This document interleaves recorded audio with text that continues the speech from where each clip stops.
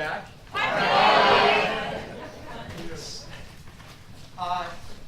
I'm probably throwing you a little bit because you came here for some serious music and some serious bands. And all of a sudden, with the house lights all the way up, you know, the Amway salesman comes out, and I'm not going to sell you, you know, concentrated detergent. But I wanted to take just a quick moment to talk a little bit about what's going to happen tonight. As you do know, the focus of the evening is a singer named Phoebe Snow, who some of you might know, and there might be some who have not known. And so the best way I thought to just sort of get into it and describe how we're going to go forward tonight is to talk a little bit about what it was like to be, you know, a 14-year-old in the late late 1974 and early 1975, and that was my situation. And you know, your life kind of lived from, you know, Casey Kasem show to Casey Kasem show, the top 40, and that was pretty much what governed your life. We weren't having a bad time. It was not a bad time for music. We were still sort of, you know, lamenting, you know, the breakup of the Beatles, and does anybody remember Lorne Michaels' failed attempt to reunite them for $3,000? Unfortunately, that didn't. But it wasn't a bad time nonetheless. We had a few things going for us. Elton John gave us Benny and the Jets. That was, you know, fun. And we had a thing called Radar Love. Yeah. Yeah, that's right. We had a wave in the air. But, you know, you were sort of always sort of one ear bent to the radio, waiting for what the next thing was going to be. And I just remember being that age in late 74, early 75, and all of a sudden hearing this totally new sound, a female voice that defied anything I had ever experienced before. And I thought, oh, this is it. We've broken through the next wall in terms of popular music. This is it. And I thought I saw, you know, the roadmap for music for the next generation at least. I was pretty convinced of that because of the quality of Phoebe Snow's voice, which just transcended everything I had ever heard come from popular music. So, with the expectation that the roadmap had been set for the next, you know, generation, I just waited, you know, for the whole world to get on board. And then a funny thing happened. Instead of occupying one of the more prominent places in the constellation of popular music, Phoebe Snow sort of ended up in the less illuminated parts of popular music, although she was still there. And it was only years later that I came to realize that there were circumstances in her life as to why this occurred. And it turns out that she became a mother like few of you mothers ever have, in the sense that she gave birth to a daughter with profound disabilities. And instead of institutionalizing this daughter, as was recommended by the medical establishment, she was determined to make sure that this daughter was raised and was brought up in her own home. And so this profoundly disabled daughter who had total care needs became Phoebe Snow's project for the next 31 years. And so this career, which was, you know, just brilliant, brilliant, brilliant, became second to that.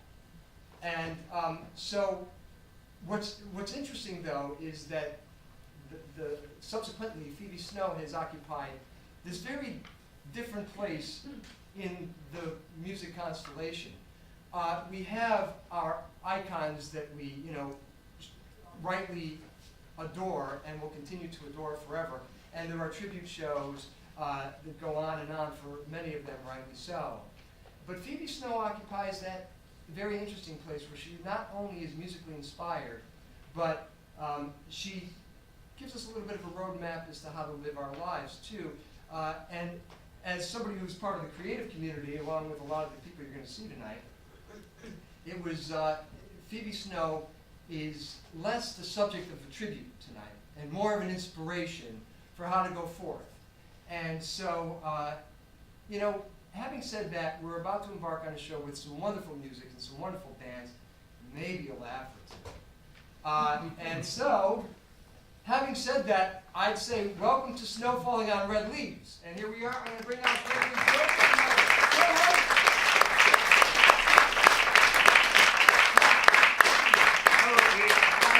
How are you? I'm fine. How are you? That was a very beautiful speech. You thought? I was crying back then. Really? Just a little bit. I have it. You know what? And this shows my age. I actually can produce a hanky for such a. That shows that I'm over 50, by the way. If a middle-aged man can pull out a hanky, it's okay. Pete, just looking at you, I don't think you have to show your age. I think everybody knows your age right there. See, I'm not going to hire another comic next time.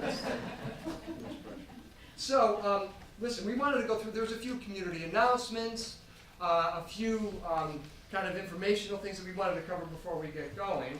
So, but first of all, I wanted to, let's tell folks about you. Talk about me. Yeah, well, you're actually, now you're from? I'm from Bergen County, New Jersey. I'm from Teaneck, New Jersey, where Phoebe Snow's from. She is from there, exactly. So this is a real connection. Real connection. And you, it's like. Not those fake connections that you guys know. This is a real connection. What's your sense of her as an artist, and what is that? The fact that you're from her, home state. Well, I was always happy to know that Phoebe Snow was a strong black woman in growing up in New Jersey. What happened? He didn't read the retraction on that article that misidentified Phoebe Snow as being African American. Wait, what article? What article are you talking about? Phoebe Snow was black. Or excuse me, African American. Well, she was both, but. I thought this was. I was worried about this very thing. There was an article late in Phoebe Snow's life in the Bergen Eye, and she gladly sat down for that interview, Gregory, and complied with the interview process, thinking that it was just going to be a profile of her. And when it was actually published, it was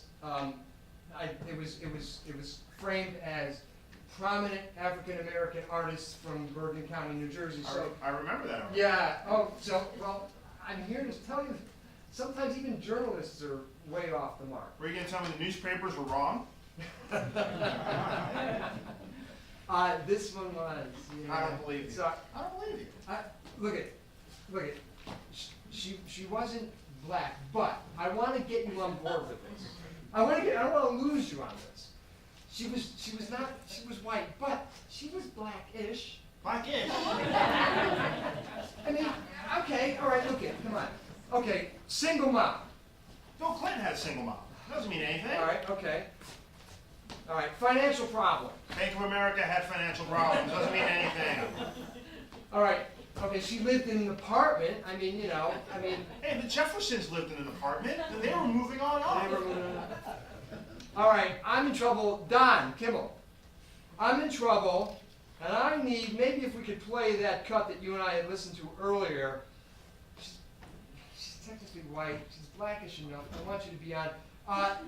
From maybe the 37-second spot, can we get about 12 seconds of that, if possible?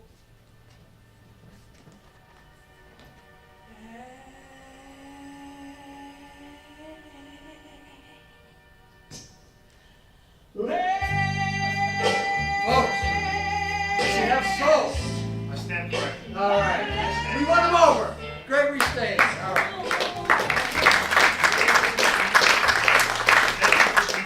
Thanks for not bailing on us. Oh, no problem. My train doesn't come so long. It is the world.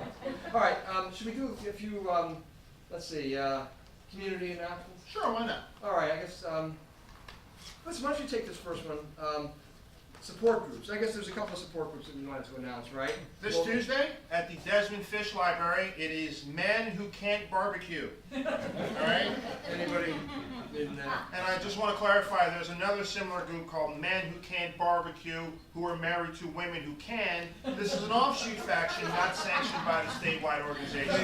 Be aware. Be aware. We've had problems with that offshoot group. All right. So I just wanted to. There's another update on another support group locally. The teen support group. teenagers suffering from low data usage syndrome. That's been canceled due to lack of enrollment, it turns out. Apparently it's been a socially debilitating syndrome, but it's been almost eradicated, thanks to the hard work of the teenagers who have so diligently tried to overcome that. You know, by the way, though, this disorder took a lot of effort to overcome, so let's give the teens a round of applause. Yeah, you bet. You look at that, they're up there in the multi-gig data usage, which is exactly what they need to be. Yeah. And here's a little program note, but tonight, folks, I hate to break it to you, but the swimsuit competition has been canceled. We're not going to objectify the human body. I mean, I think we're all happy about that. well, I'm not. I mean, are you comfortable with it? I wear a swimsuit everywhere I go. I got the life preserver on. I'm ready to go. It's really like his shoulder blades are a little bony. I mean, just like whatever. You know. Checking out my shoulder blades? Well, when you flaunt, whatever, people are going to notice. So, Community Almanac. For October 19th, Sunday. Tomorrow. Today's almost over, but we'll give you Community Almanac updates for tomorrow. Go ahead. Sunrise, 7:12 a.m. Sunset, 6:08 p.m. Sailors? Any sailors in the house? No? Not a sailor in the house. A sailor in the house. Okay, for you. You all can go and have a smoke. High tide, 10:27 a.m. Low tide, 4:44 p.m. Got that? Mark it.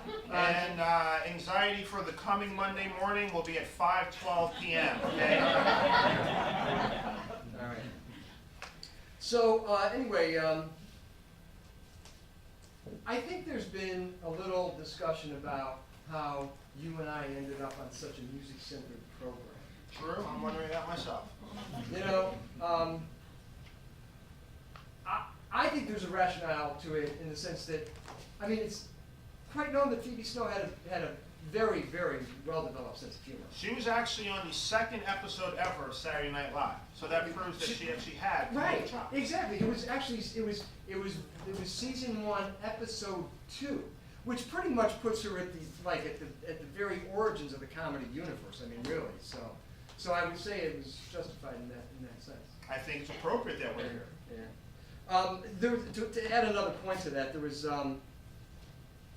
also the issue of this is a lesser stage production, and okay, this is the way I got it was the creative director of Lesser Stage is committed to the idea of integrating the various disciplines in the performing arts and likes to have music integrated with comedy, integrated with dance, and it's sort of part of the mission of Lesser Stage Productions, so here we are. And for the record, people, just so you know, that Lesser Stage Productions, So they don't have to name on it like that. sorry Spielberg, No, I it's didn't just, mean to. no, I mean, it's just, the information was out there. I didn't know that, it's like, yeah, now you're attaching a name, and now it's all like, it's me, it's all about me. No, but anyway. Hey, guess what we can do? How about a little Q&A? I want to do Q&A. Let's go. Me first? Well, but We're going to do it a little differently, though. we're going to do it a little bit. Because, Pete and I were always being interviewed by 60 Minutes, Oh, NBC, it's all of on these. and on. I mean, So we figured that, call my office. what we'll a take better notes. way to learn about the people we're performing in front of is that we ask you the questions we're so sick of answering for ourselves. Exactly. So, you want to kick it off? Row P, is there a P? There's probably not a P out there. Yeah, let's go. Row D, seat 3. How about this woman here in the brown right there? Was there nobody in row D, seat 3? There you are. Okay. So, we were interested in when did you first start stand-up comedy? I was 15. You were 15. Wow, that's impressive. How about row H, seat 2? How about seat 1? I'm here. How you doing? I'm good. I was just wondering, who are your comedic influences? Comedic influences. Yeah, I never met a comedian that couldn't answer that. Yeah. They don't make them like they used to. I mean, you might want to rethink if you can't come up with a, I mean. Robin Williams. Robin Robin Williams. Williams, Of course. Prince of Glass. Absolutely. We got time for one more? Yeah, sure. We could do one more. Row B, C2. Row B, C2. Oh. Oh, yeah. Well, the O'Donnells are going to have to figure this one out, aren't they? I look at 2 right there. Ah. Gotta put one over. All right, okay, all right. So a little spousal thing, I mean, okay, well, I'm just wondering, who was the most famous comedian you've ever met? Besides us. What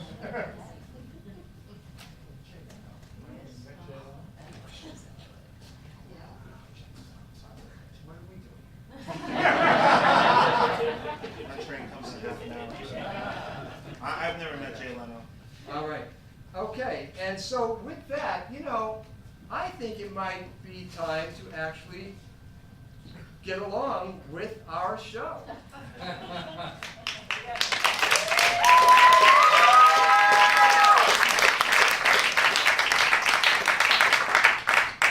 Home is the place you go each day to see your wife, yeah, see her right.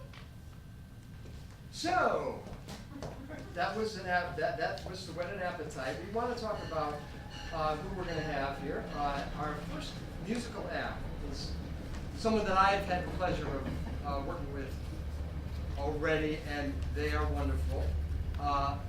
Michelle and Rick have been performing and recording together since 2002, when they released their first album, Out of Time, to critical acclaim.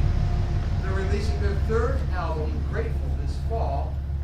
The Gazette said that Open Book, who are Michelle and Rick, bring a lyrical perspective brimming with real life and mature emotion. Ladies and gentlemen, Open Book. Woo!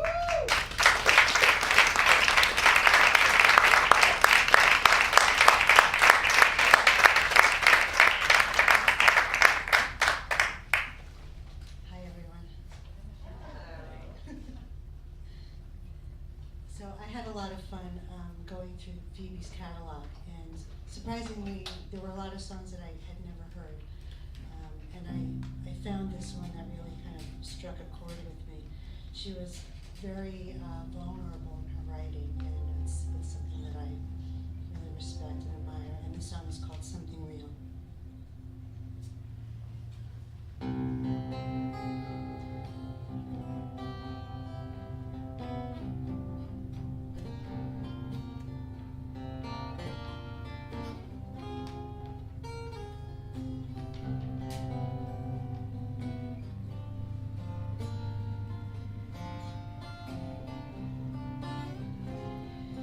Tell me what you're feeling and what it all means. You could be defensive or open up and share your dreams. You can keep right on denying or face me and start crying. This time when I reach out, it may be my last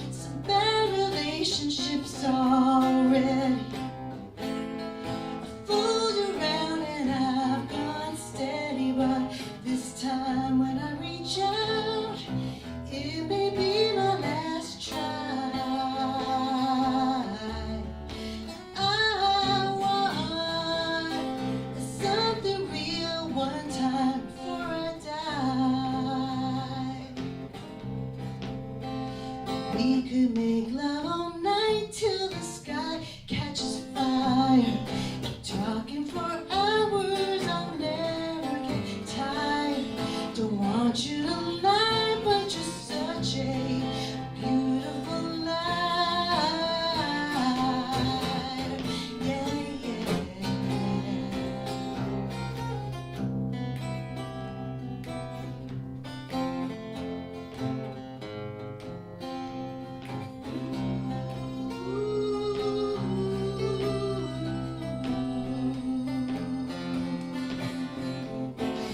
You see I want something real from you, baby. I want something I don't have to steal. I want something I can really feel. And I want something I can't conceal.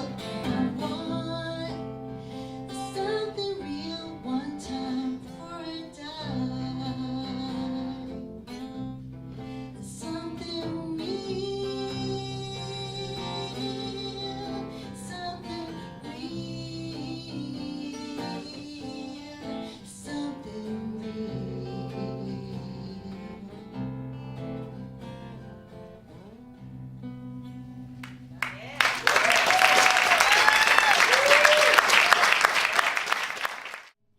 So this song is on our upcoming record, which hopefully won't be done soon.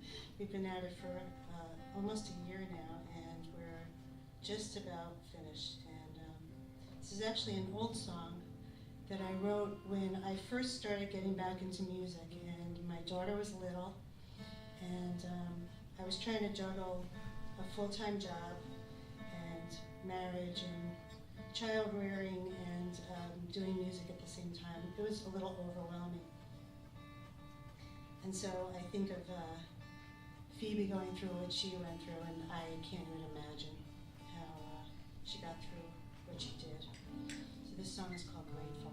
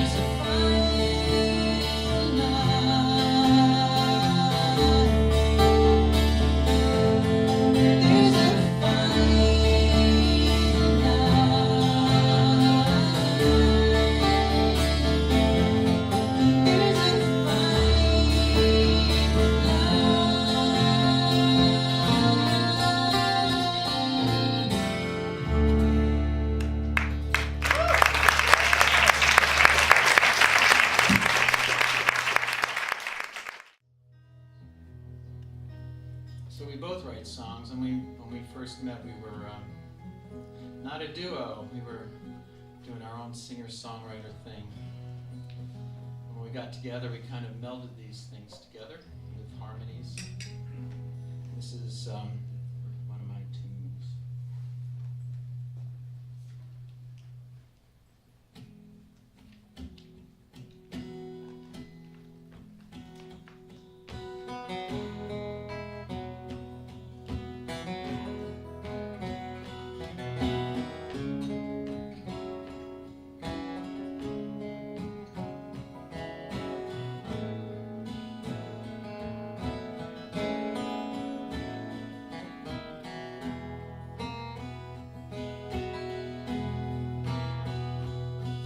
It's the same old story. I can't find the time, no matter how hard I try. Drag out the hoses, put out another fire.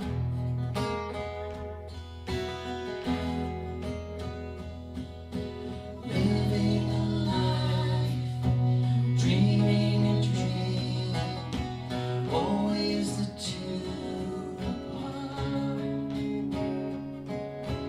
Mending the fences instead of the broken heart.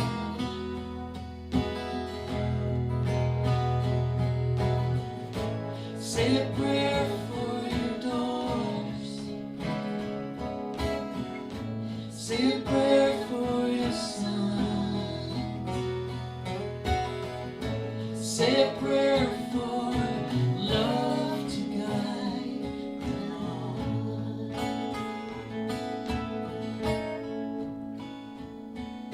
Say a prayer for the child in everyone.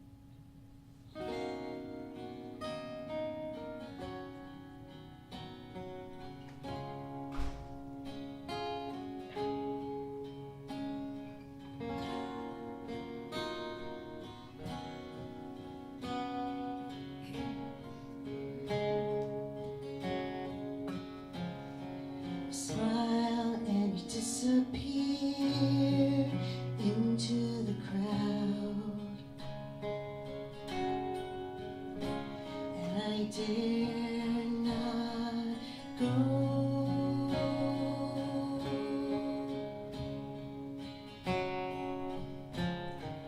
Magic and mystery lost in sound,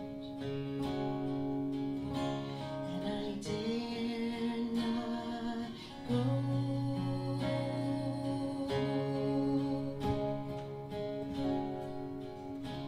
And a page turns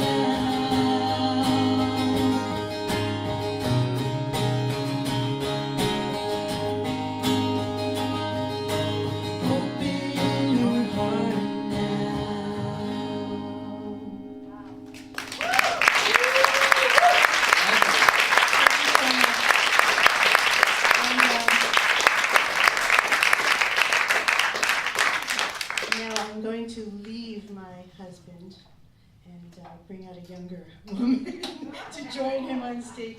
So I'd like to introduce Lucy, who's going to come out and sing a great Phoebe Snow song. She's got a killer voice.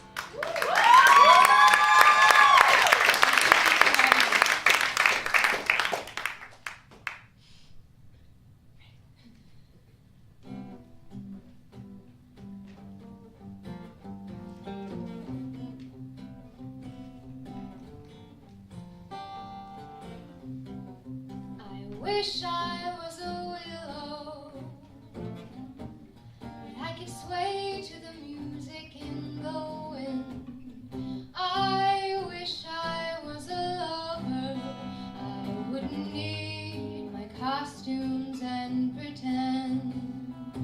I wish I was a mountain, I'd pass boldly through the clouds and never end. I wish I was a soft refrain. When the lights are out, I'd play and be your friend. I strut and fret, my hour upon the stage. The hour is up, I have to run and hide my rage. I'm lost again. I think I'm really scared. I won't be back at all this time and have my deepest secret shared. La la la la la la. I wish I was a willow, a lover, a mountain, or a soft refrain. But I'd hate to be a grown-up and have to try and bear my life in pain.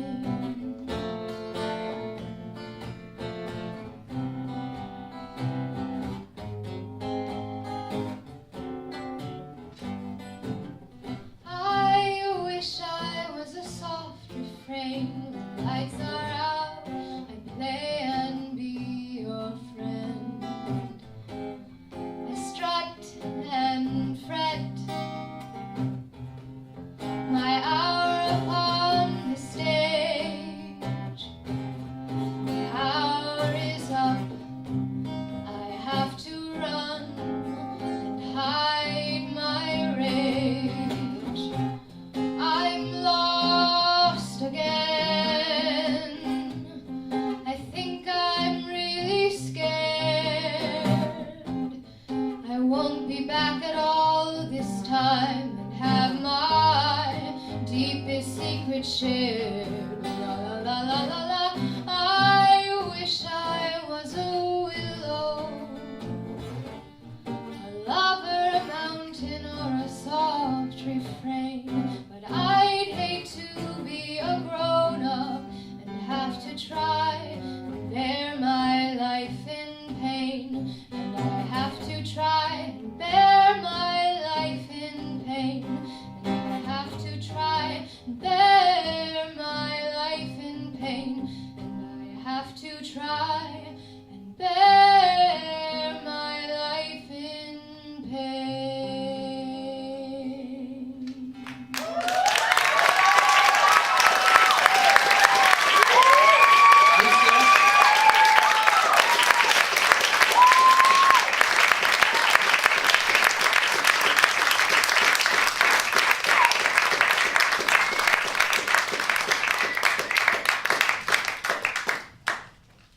One more time, guys. One more time.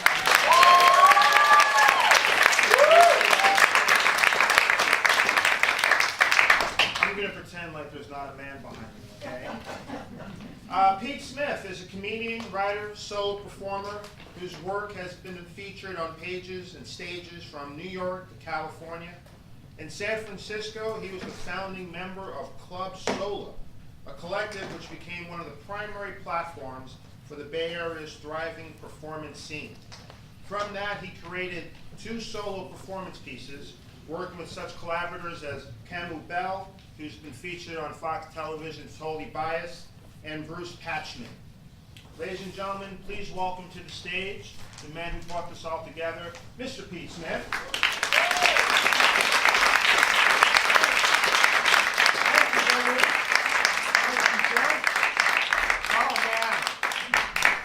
I'm telling you, I feel a good vibe here. I feel it. You guys brought it.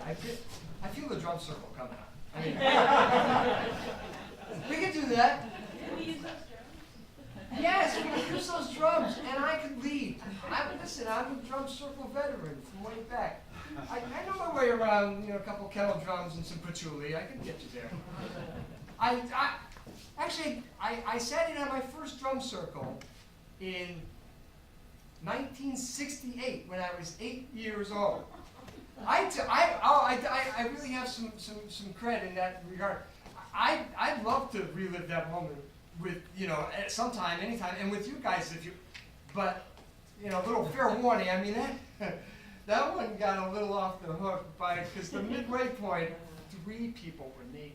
But, well, it's misleading of me to count the 2 toddlers in that count, but no, but it was the 3rd naked person. Yeah, the nun, who was, she made her party. But I get to tell these stories because I grew up in one of those families that put me at the center of all the countercultural events of that decade. So I was right there, and so therefore I kind of consider myself sort of like a wiki 60s guy. So I can go deep on a lot of these topics. I can do 20 minutes on. I can do 25 minutes on the tribal rock musical Hair. I can go. Yes, I'm an authority on Hair. Yes. Yes, I know. All right, listen. All right. Listen, I'm favored by all the gods. But I curry particular favor with the gods of irony. So there you are. But there was the 60s in the more generic sense. And then there was the 60s, the director's cut. And that was like my house because it wasn't just, patchouli and drum circles, because my family was politically involved. And there was a little intrigue to that, because it always sort of felt like, the FBI was looking over your shoulder, which is, there was some truth to that. Things that went on. I got to tell you, when I was 9 years old, we actually harbored a pair of radical fugitives in the basement of my house. No, I'm sorry, let me read out. We harbored a pair of lesbian radical fugitives in the basement of my house. Yes, and every now and then, there was a late night run down the hallway to the bathroom, and they were totally naked. And every now and then, my late night raids to the icebox were just coincidentally timed with that run down the hallway. So, yes, and when there was the encounter in the hallway, I mean, it was like, oh, they flashed the peace symbol.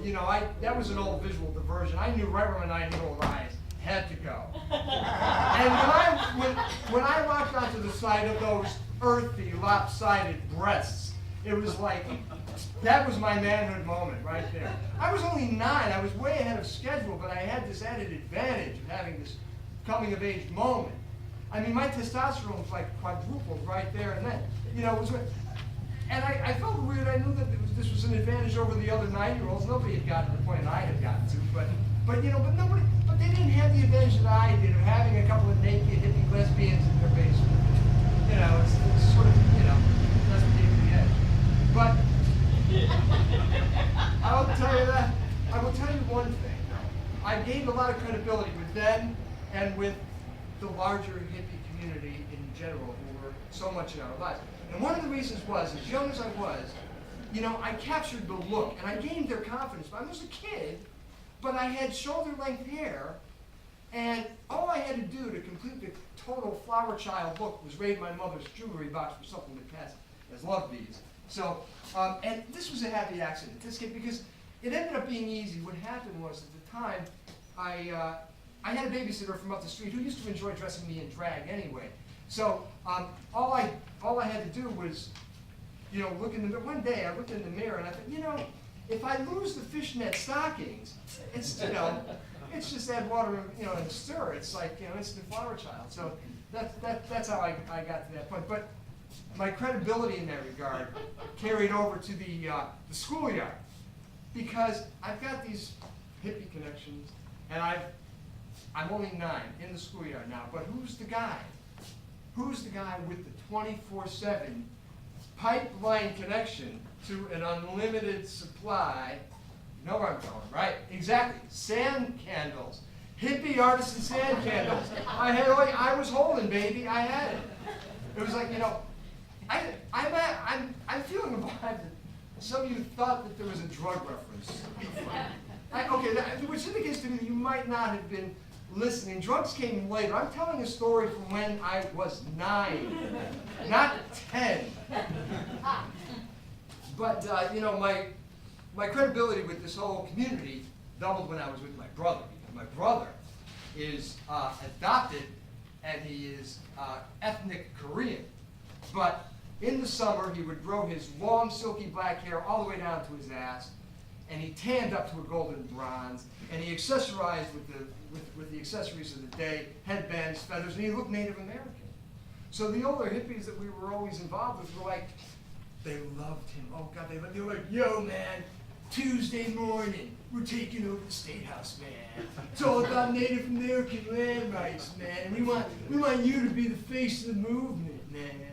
And my brother was all in. He was like, listen, you know, we can work out some of these conflicts, like, you know, the fact that I have gym class on Tuesday and the fact that I'm Korean. You know, I'm happy to join you. It was a real, you know, it was that kind of a, you know, relationship. But you know, it's funny. I feel such an affinity for that era, and I wanted to get an amen on it. You know, I wanted somebody to co-sign that. But you can do that now. You can go to Facebook. What decade do you belong in? Right? Because they got a decadometer at Facebook. You know, you can do that. So I put my information in, but I know this is like a slam dunk. It's a formality. I'm a 60s guy. I know what that's going to be. So information in, boom, results out, and it was like a shot to the heart because I got the 1980s, which is like the anti-60s in terms of values and everything. So it was kind of weird. And like the first thought that ran through my head was just like, oh my goodness, my dearly departed parents, oh my God, my give peace a chance, turn, hippie parents were spared from seeing me get the Ellen Thick decade. You know, it's like, but yes, an emblem of that era. I must say my hat goes off to women in the 1980s. I think that you probably had to go through quite a bit more than the men did. And did you all get that memo during that decade? The whole, ladies, it's the 80s. Apply the hair mousse to the bangs in an upward vertical thrust away from the forehead. You all look like you were getting surgically prepped for a lobotomy. But you know, no, I make it sound like I hate the. I don't hate the 80s. I actually have a lot of wistful nostalgia for the 80s, which I hope you do too. But you know, and by the way, hate parenthetically. Hate is a strong word. I don't hate the 80s. I hate environmental degradation. And I hate world hunger, all right? I mean, I think people could agree with me on that. Those are values, probably. And I hate, some of you know this, I hate viral videos, right? Where they CGI your face onto somebody else's body. Yeah, and they make it look like it was you that did the weird, inappropriate thing with the jack-o'-lantern, and it wasn't you. And so anyway, I know who he was, Curly 76. I know, you know. But anyway, that's all right. No, the 80s was actually. I actually have a lot of wistful nostalgia for that decade. Like, I mean, some of the things I find I'm sentimental. I mean, come on, the European soccer riots. These were good times. And the cyanide-laced Tylenol. That was our youth, you know. I'm sorry, I forgot. Of course, you know one hallmark of the decade. Of course, the skyrocketing rate of leaky breast implants, which I totally, yeah, right, exactly. I have a friend. She's a great gal. We're friends. We go back quite a bit. She and I were close in the age, and she's a victim of that botched plastic surgery, actually, unfortunately. So her bosom looks a little bit like the aftermath of a taffy pull. But you know, but I like to be with her because she puts me in the mind of that era. So I get very nostalgic when I'm with her. But you know, one thing I didn't engage in during that decade was the drug of choice during that era was cocaine, and I was scared of cocaine. I think fortunately so, because it scared me away from it. It seemed foreboding and scary, and I maintain that to this day. I've never been tempted by it, which is good. Although I hold out a little exception. I listen to the BBC, and you know, the BBC in the UK they have something which is apparently similar to cocaine, but they call it cocaine, and which sounds. I mean, cocaine sounds like evil and foreboding, and it sounds like your life will go into a downward tailspin that you'll never recover from. Cocaine sounds like something that they give to Teletubbies as a reward for eating their vegetables. So, you know, I mean, you know, listen, if I ever get to the UK, I don't know, me and Tinky Winky, we're gonna party. I'm, you know, that would be, you know, cocaine. Yeah, I'm looking forward to that. So, listen, you know, a couple allusions to aging and hairlines. Okay, well, we can address it. Listen, I'm gonna give you the benefit of something that I get to experience a little more often. Have you ever seen a more geometrically perfect example of a bald spot with the most clear delineation and perfection in its sphere-like orb shape? I mean, there's a lot of people, you know, that call themselves bald, and yet, oh, you know, there's sandbars, there's peninsulas, there's everything, right? I mean, the delineation here, this is perfect. There's never been a territorial dispute between my barber and my dermatologist. There's no Gaza Strip up here. This is peace in our times. But, no, but a lot of people in the bald community think I've had work done. I promise you. But, you know, it's funny about hair. The funny thing about hair was my wife. She weighed in with some professional advice. She said, you know, you should grow your hair out at the bottom so it's long and stringy. You'll look like Gallagher. That's comedy gold. And so I'm like, you know, it's not bad professional advice, you know? Not bad professional advice. Great marital advice. I mean, do you realize, by my wife saying this, she says, fine if I look like Gallagher, do you realize how low she's just set the personal grooming bar in this marriage? I mean, those guys my age falling all over themselves at the hoping against diminishing hope that they have like maybe 4 seconds per day where they can reach the George Clooney bar, because that's the, you know. And I'm like, I'm exempt. I got my bar's down here, Gallagher. That's all I have to do. You know? Let me convert this into terms that are more universal we can all understand. Okay, this is my wife. Jewelry. Okay, my wife telling me that, you know, looking like Gallagher still you know, earns, you know, her undying love and devotion, is tantamount to her saying, I will love you forever and you'll have my undying devotion if only you buy me that mood ring I've always wanted.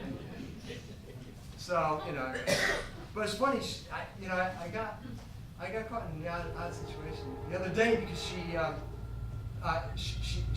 looked at me and she was like, you got another haircut? And I was like, yeah, and I had to sort of get a little cute with like the excuse and the reason. I mean, yeah, I did, you know, and so yeah, I went back to Aldo. So he's a guy, he's down here in Peekskill, Aldo, short, stubby little Italian guy, looks like Mussolini. I don't know if anybody else goes to him, but I go to Aldo. So here's the thing, the reason I went back, I sit in that chair once a month. Aldo does my hair. Okay, I'm a happily married man. I'm a happily married man. But I sit there once a month. I sit down, and you know, when he folds, you know, my earlobe back between his thumb and forefinger and tickles the small of my neck, he triggers my erogenous zone like something out of the Kama Sutra. I can't quit this guy. It's like my Brokeback Mountain moment. Like I'm hooked on Aldo. But listen, I want to leave with. Just a little note about a career. I'm contemplating a career change. Yeah, I know. Middling comedian, I'm living the dream, I know. But I have been tempted back to taste the sweet nectar of the fruit of my former vocation. So I'm thinking about going back to failed novelist, folks. I'm telling you, think I'm living a dream now. Let me tell you what. Well, really, it's all about those rewards and glory that come with fame and whatever. You know, yes, I've got it now to a degree, and yet failed novels, it's all, let's face it, it's all about the sex and drugs. I mean, really, those are the rewards and perks. People talk about the purity of, the purity of Colombian cocaine. I mean, come on. Let me tell you what, after your 10th novel rejection and your 4th clinical depression, there is nothing like the purity of that doctor prescribed Prozac. Oh my God. Oh, I'd fly high, it was lovely. And the sex, are you kidding me? Intermittent sex with your wife? Come on. It was a great career. Love it, man. Anyway, follow me on Twitter because there might be an update. So listen, I really want to thank you for letting me hang out with you for a minute and talk to you. But we're going to move on with the show, and I think I'm going to have. Listen, I'm actually not quite done. I'm actually going to move forward, and I think I'm going to have. Hey, Rick. Rick is going to join me on. I'm actually going to. I'm going to actually. You put me in a comfort zone, so. So I'm actually going to sing a song, and we're going to see how that goes. I'm feeling confident, but I don't know if that's justified. But anyway, I am going to launch into the song. Rick, are you comfortable with me? All right. Yeah. 1, 2, 3. 1, 2, 3. 1, 2, 3. Okay. All right. I guess. Okay. Here we go. Oh, hi, Gregory. Hey, Pete, how are you? Good. I'm telling him that I'm launching into a song. Yeah. Before you start, I didn't mean to interrupt, but actually, can I get the clinker bucket out here, guys? Yeah. What? This is actually. Oh, come on. Yeah, What?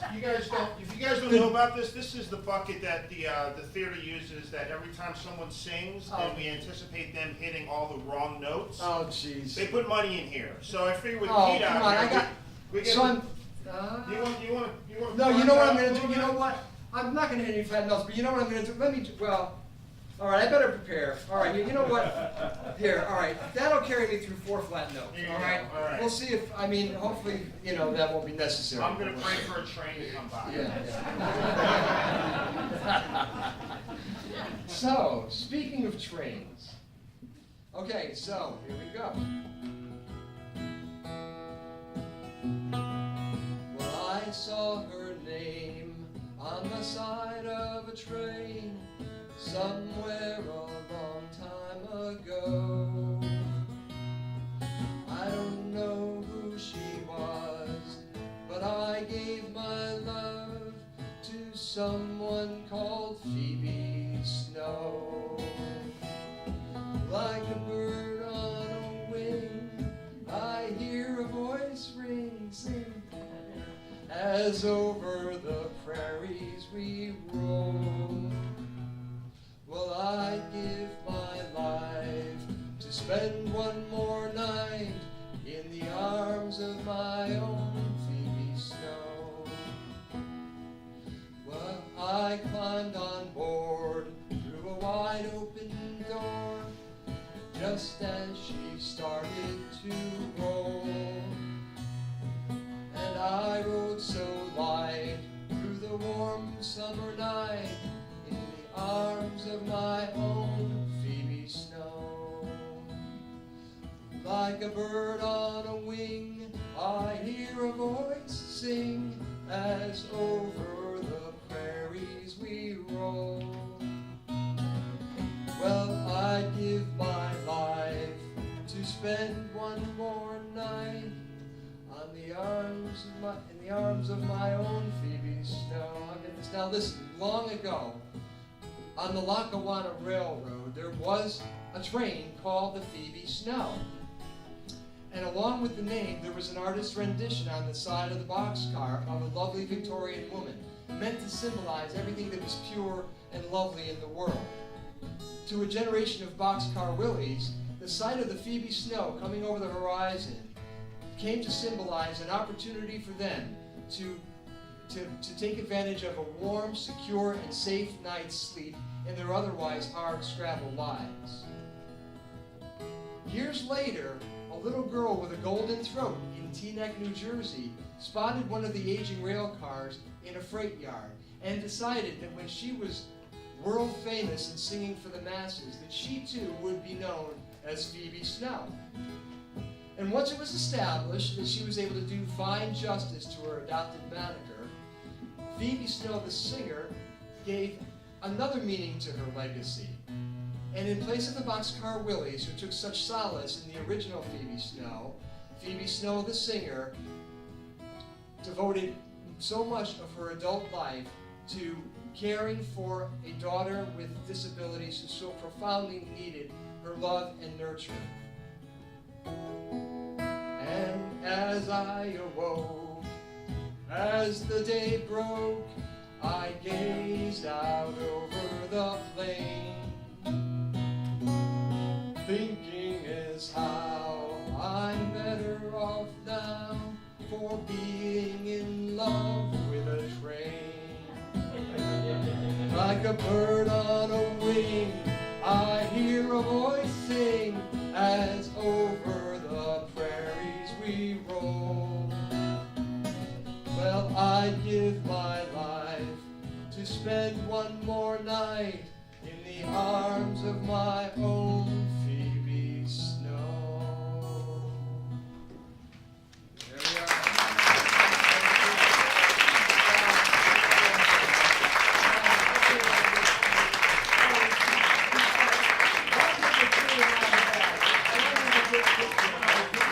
Oh my God, all right, that's what I was saying. I'm taking 3 back, right? Thank you very much, ladies and gentlemen.